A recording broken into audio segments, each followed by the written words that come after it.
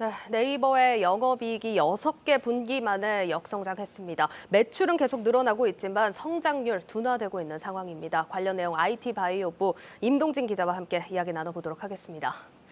임 기자, 먼저 오늘 발표된 실적부터 좀 간단히 짚어주시죠. 네, 이 네이버의 3분기 매출액은 1년 전과 비교해서 19.1% 늘었지만 영업이익은 5.6% 줄었습니다. 예.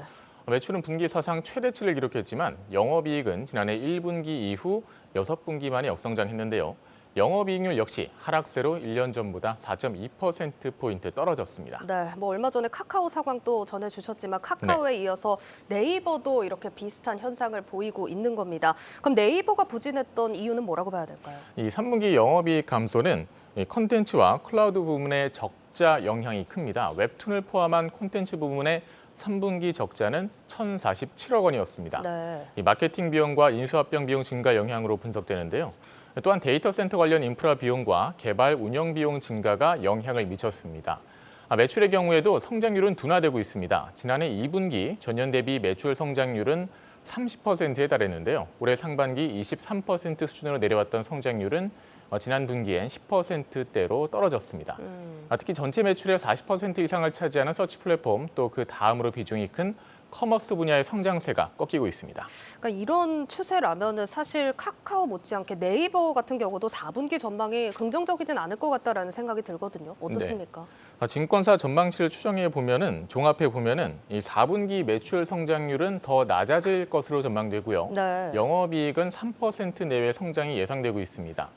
네이버 측 역시 이번 컨퍼런스 콜에서 외부 불확실성이 확대되면서 광고주들의 마케팅 예산이 축소되고 있다면서 상황이 녹록치 않음을 인정했습니다. 외부 불확실성이라고 하는 거는 거시 금융 환경을 얘기를 하는 걸까요? 네, 맞습니다. 알겠습니다. 네, 또한 최근 2조 3천억 원이라는 막대한 금액을 투입키로 한 미국 패션 중고거래 플랫폼 포시마크 인수로 차입금 비용이 늘어나는 것도 부담입니다.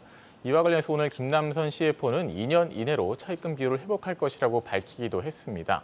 또한 포시마크의 상반기 적자가 500억 원이 넘는 상황인 만큼 내년 네이버의 실적에도 부정적인 영향이 불가피할 전망입니다. 알겠습니다. 일단 컨콜 발언 조금 더 좀 짚어보자면 네. 이 포시마크 관련해서 적자는 2, 3년 안에 좀 흑자 전환시킬 거고 재무제표에도 영향은 제한적일 거다. 이렇게 좀 발언이 나왔거든요. 네네. 이게 현실적으로 좀 가능한 건지 업계에서는 어떻게 보고 있습니까? 일단 이 북미 시장 성과가 큰 성과가 없는 네이버로서는 이 포시마크 이 플랫폼 가입자가 8천만 명인데요. 예. 이런 1위 사업자를 인수하면서 예. 사용자들을 흡수하는 것은 아주 긍정적입니다. 기존 사업들과 또 시너지도 기대할 수 있는데요. 네. 하지만 이 포시마크의 방문자 구매 전환율이 최근 감소하고 있고요. 네. 또 방문자 늘고 있지만 네. 1인당 평균 구매액도 떨어지고 있다고 합니다. 결국 이 마케팅 비용이 늘어날 수밖에 없는 상황인데 따라서 이 시장에서는 2, 3년 내는 조금 장밋빛이 아닌가, 좀 어렵지 않을까 이런 관점이 있습니다. 알겠습니다. 그리고 일단 앞서서 이제 외부 불확실성이 확대되면서 좀 상황이 녹록치 않다. 이렇게 또 토로를 하기도 했는데 사실 미국의 빅테크주들도 마찬가지지만 금리 인상, 고금리 상황이 테크 기업들한테는 굉장히 치명적인 상황 아닙니까? 네, 맞습니다. 이 파월 연준 의장이 지난주 금리 상단을 더 높일 수 있음을 시사했습니다. 금리가 높아질수록 네이버 같은 성장주는 더 타격을 크게 받는데요. 금리가 오르면 기업의 미래이익에 대한 할인율도 높아져서 미래 가치를 선반영하고 있는 성장주의 주가에 부담으로 작용합니다. 금리 등 외부 환경과 이 과도한 포시마크 인수 금액 등을 이유로 증권가에서는 지난달부터 네이버의 목표 주가를 많게는 30% 이상 줄줄이 하향 조정하고 있는 상황입니다. 그렇군요. 일단 지금 주가를 보더라도 굉장히 많이 낮아진 상황인데 주가에 좀 긍정적인 요소는 없을까요? 네, 부문별 이익률 한번 보겠습니다. 이 서치 플랫폼과 커머스의 경우 이 3분기 기준 34%에 달합니다. 현재 매출 성장률이 줄어들고 있긴 하지만 내년부터 일본 시장으로 검색 광고를 확대하는 등 기존 고마진 사업에 대한 경쟁력을 계속 높여가고 있다는 것이 긍정적으로 평가받고 있고요. 한정판 거래 플랫폼 크림의 수수료 인상도 수익성 개선에 도움이 될 전망입니다. 또한 지금 적자 규모는 크지만 웹툰 등 콘텐츠가 매출 성장을 견인하고 있는데요. 글로벌 웹툰 거래액은 1년 전보다 18%, 또 거래액은 18%고 매출은 106%나 성장했습니다. 안정화에 접어들 경우 전체 수익성이 상당 부분 개선될 수 있다는 점도 기대감을 갖게 하는 부분입니다. 그러면은 시장에서는 지금 이렇게 낮아진 주가 반등 시기를 언제쯤으로 좀 예상을 하고 있을까요?